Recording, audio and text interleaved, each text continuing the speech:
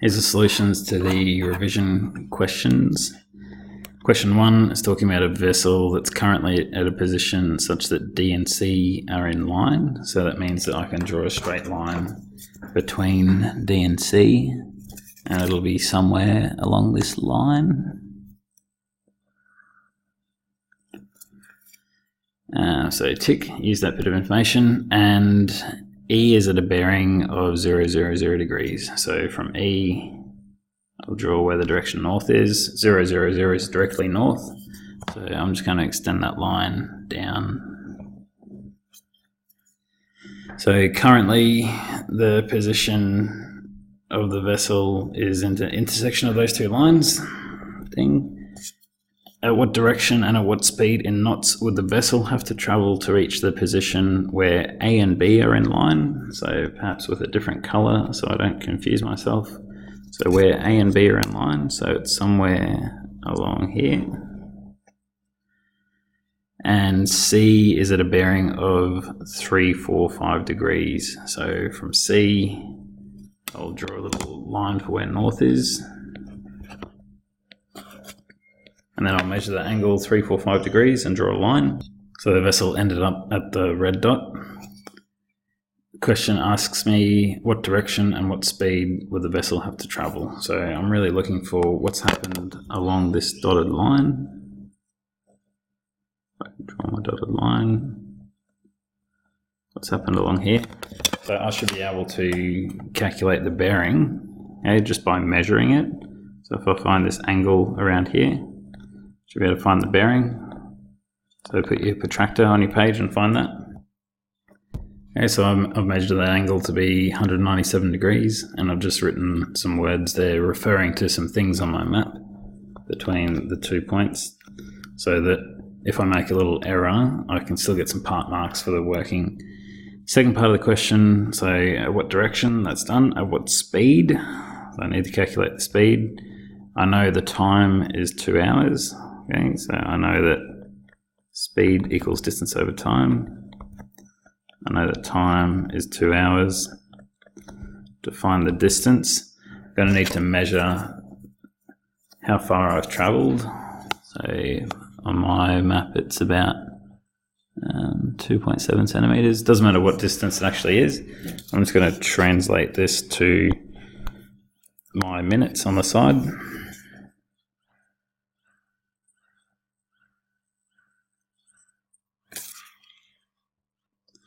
When I've done that, okay, that red dotted distance ended up being this distance here. So the distance seems to be 2.4 minutes. Okay? In other words, 2.4 nautical miles. I'm not going to convert that to meters because the question asked me for the speed in knots. So for the speed, it'll be my 2.4 nautical miles divided by my 2 hours. Okay, put that in my calculator and that will be my answer in knots. Okay, 1.2 knots. Okay, and I might write a little note here from 2.4 minutes equals 2.4 nautical miles.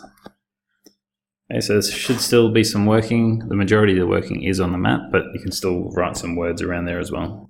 Okay, for question 2, there's no diagram provided, and it's talking a lot about bearings and things like that, so that should be a trigger for me to think that I'm going to need to draw a diagram myself.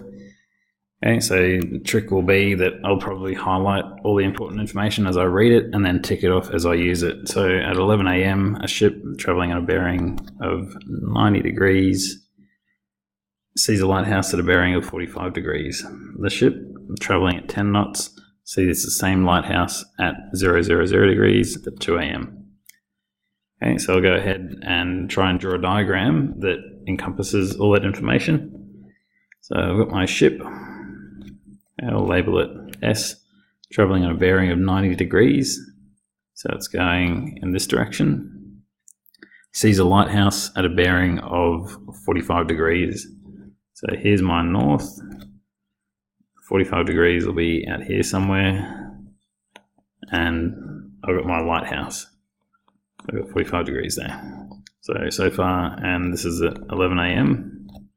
So tick, used it, use the 90 degrees, use the 45 degrees, and I'll write 10 knots on my diagram.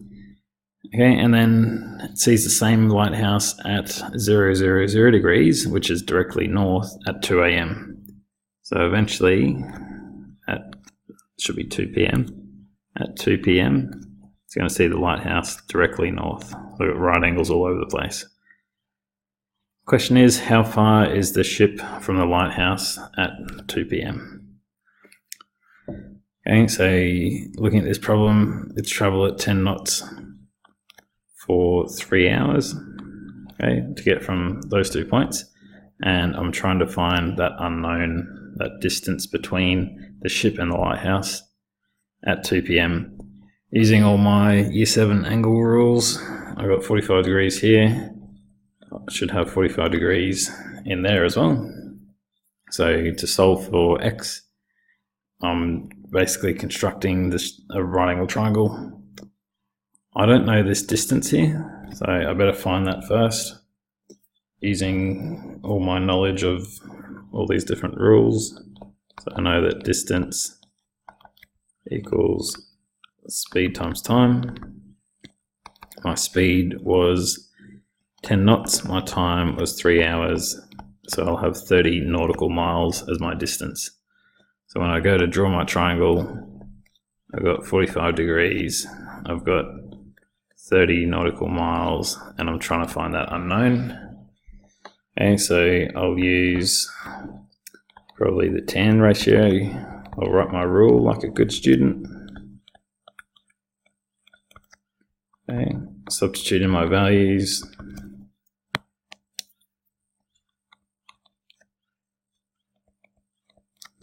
And then rearrange. So divide by 30, so I better do the opposite and multiply by 30. Okay, from here I'll get the answer of 30 nautical miles. And I'll make sure that I respond in context. So I'll say, I'll write my answer in words so that it's back in the context of the original problem. What does part B ask me? It says, assuming the ship continues at the same rate, at what time will the ship see the lighthouse at a bearing of 330? Okay, so I'll continue to annotate my original diagram. So the ship's continuing in the same direction. So it's going to end up at some other point on that same line. Okay, but it's going to be such that the bearing is 330. So we know that north is 000 or 360. So we know that this is going to be 30 degrees. And so I've got 60 degrees in there. It's asking at what time is the ship going to see the bearing. Okay, so I'm going to start by finding this unknown distance and then find out how long it will take it to travel that far. So I'll go ahead and draw that right angle triangle that I've got. Okay, so I've got 60 degrees in here. I'm trying to find this y value, and I know that my vertical part here is 30 nautical miles because I found it in the original problem. So again, I'm going to go ahead and find y. So again, using tan, so tan 60 is 30 over y. Okay, remember when the variables on the bottom need to multiply both sides by y, and then I can divide by tan 60. Okay, and then it's just calculator time.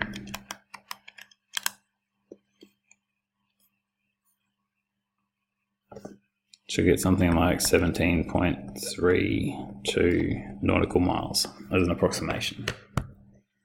Okay, but I haven't answered the question because it said at what time is that going to happen. Okay, so I know that speed equals distance over time. So that tells me that time is going to be distance over speed. So my distance, 17.32 nautical miles. My speed is 10 knots. So the time taken is going to be 1.732 hours. Okay, I can't add that onto 2 PM. Okay, so I'm going to need to convert it into 1 hour and 0.732 hours. Okay, and then I can change 0.732 hours into minutes. Okay, so I got 0.732 of 60 minutes. Okay, and that should give me how many minutes have passed. Okay, so I got 43.92 minutes. Okay, and then I can go again. So 43 minutes, and then change that 0.92 of a minute into seconds. Okay, so that from there I can add that time onto 2 p.m. Okay, and I can say the ship will be at that point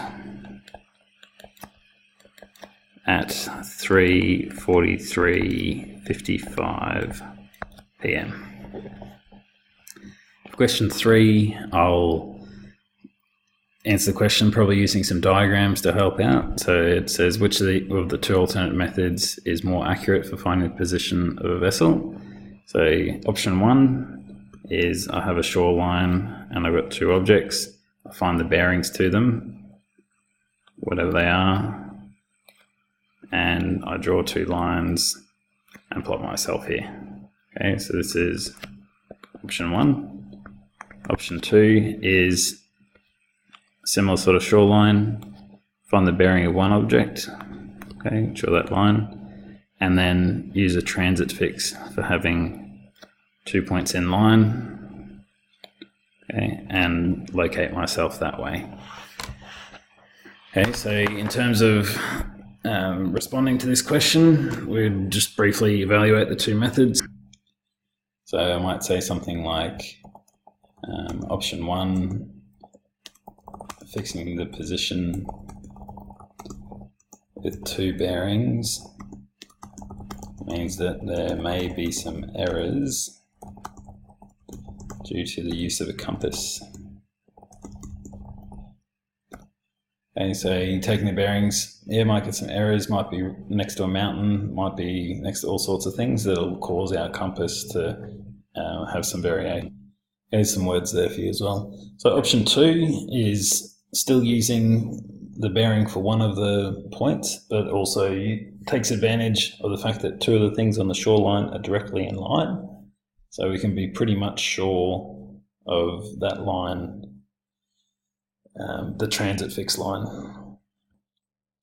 Okay, so yeah, option 2 is the bearing for one line, so a little bit of error, but that transit fix line should be pretty much guaranteed.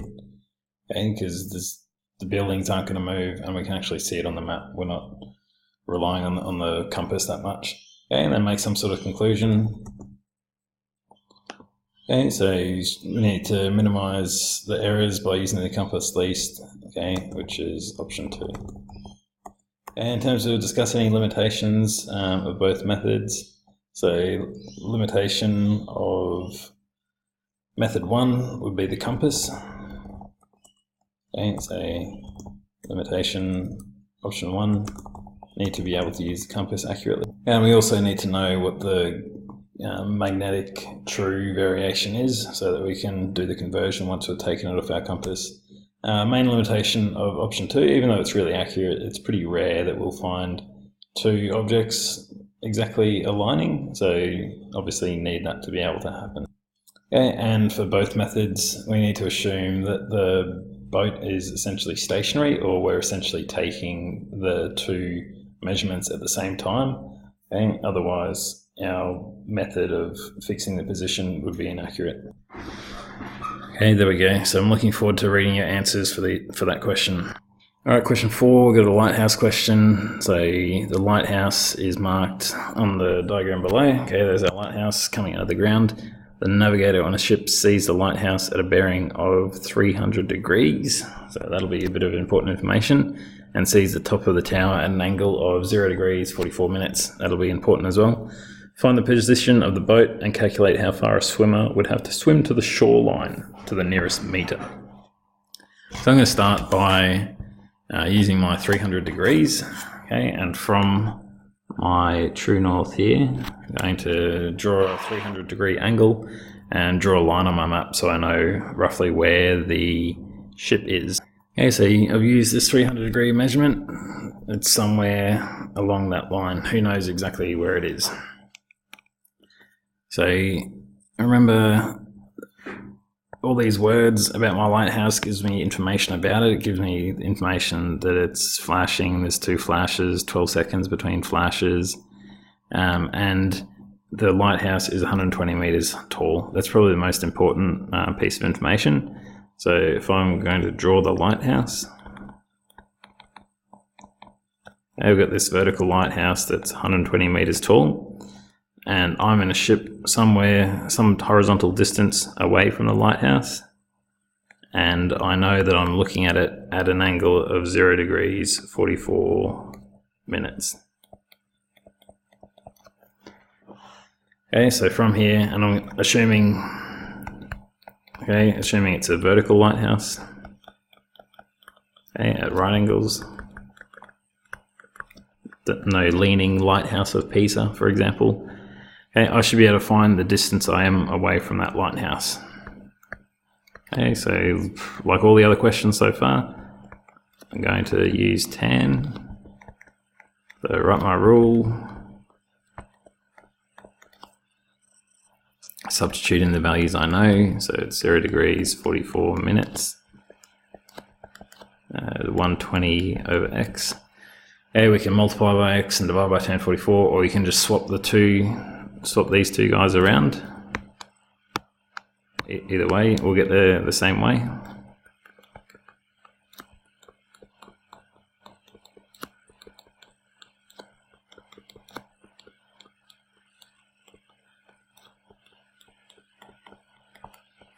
And then it should just be a calculator exercise from here.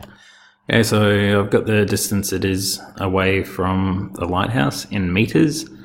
Okay, but I don't have any scale on my map. I don't have like 1:1000 on my map, so I can't just draw that on my map. I'm going to need to convert it into nautical miles. Okay, so from my formula sheet, okay, I know that 1 nautical mile is 1852 meters. So I'll need to divide this by 1852 to find how many nautical miles are in there. Okay, so I get 5.06 nautical miles. Okay, so I'll probably round that to 5.1 nautical miles.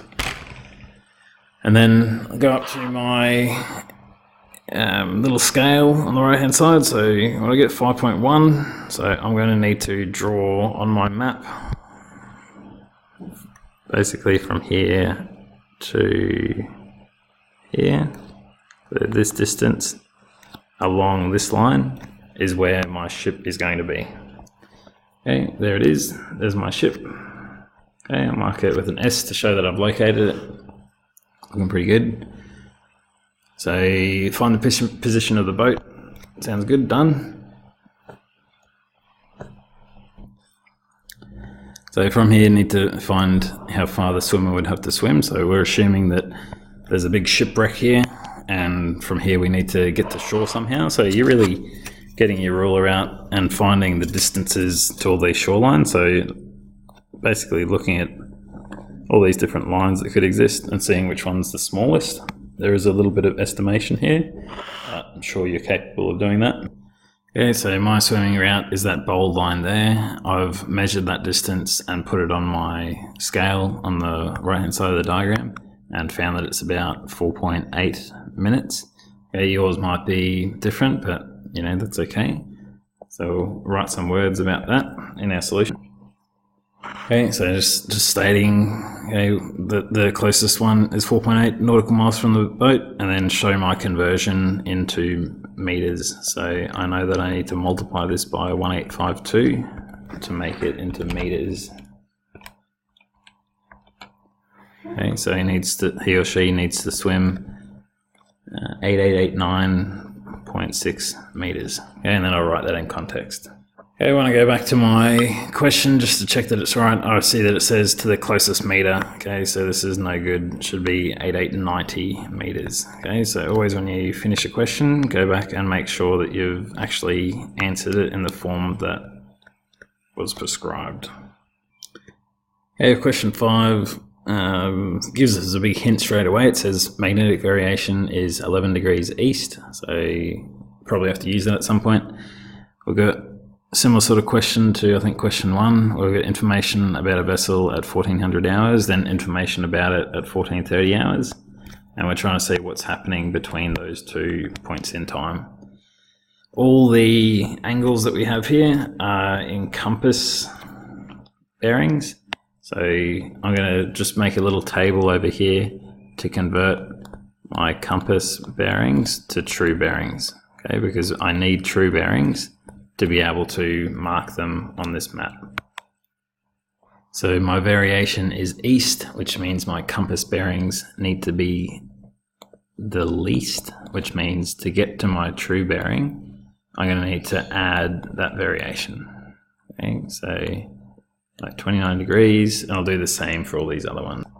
So from here, I'm going to go ahead and start having a go at this problem, remembering that there's a whole heap of information here, and I'm going to need to make sure I use it all. I'll highlight this information and tick it off as I use it. I'm going to first start by finding where the vessel is at 1400 hours. So I have bearings from the relay tower and from the chapel. So I'm going to draw those bearings from those 2 points, remembering that instead of using 18 degrees, I'm going to be using 29 degrees. Okay, that's all done. I think if you use the compass bearings, it'll put your ship off the map, and that should be a trigger for you to think, okay, I might need to rethink about where it is. Okay, and then I'm going to go ahead and do the same thing for 1430 hours using, again, true bearings. Okay, now I've located where it is at 1430. Okay, so I can go ahead and, I guess, answer these 2 questions. So part A, at what compass bearing is the vessel travelling at? So I know it's going from this 1400 point to 1430. So I just need to measure this little angle using my protractor. Okay, and then just state the answer in some words. Okay, so remember just to put some words there to make sure I know that you know what you're doing. Okay, part B asks for the speed. Okay, so I'll write my formula. Speed equals distance over time. The distance we'll have to find from the map, so I'll measure that distance and then place it on here somewhere and see how many minutes it is. So I got 4.2 minutes, which is 4.2 nautical miles. My time is 30 minutes, but remember I always need my time in hours, so that's half an hour. So to calculate my speed, 4.2 nautical miles divided by half an hour, it will give me 8.4 knots. Yep, and it didn't ask me to convert it to kilometers an hour or anything like that, so it should be all good. And then I can go and talk about strengths and limitations. So I might make a table for that. Okay, as always, the strength is always that we've been able to estimate the bearing and speed of the vessel by using the information provided. We've also accounted for the magnetic variation on the map, okay, so that we're not using compass bearings as though they were true bearings. Limitations is a bit more fun. So limitations, we've assumed that we're taking bearings correctly and that there's no things around us that's going to affect the accuracy of our compass. We also assumed that when we calculated the speed that the ship travelled exactly on that straight line. It might have had to tack or avoid some little islands in between. And the final one is that it assumes the Earth is flat, okay, which is a very nice assumption. Okay, so that's all. In these solutions, you may have had some little bit of variation between yours and my work, but that's perfectly understandable. And as long as you show what you're doing, you shouldn't have any dramas there.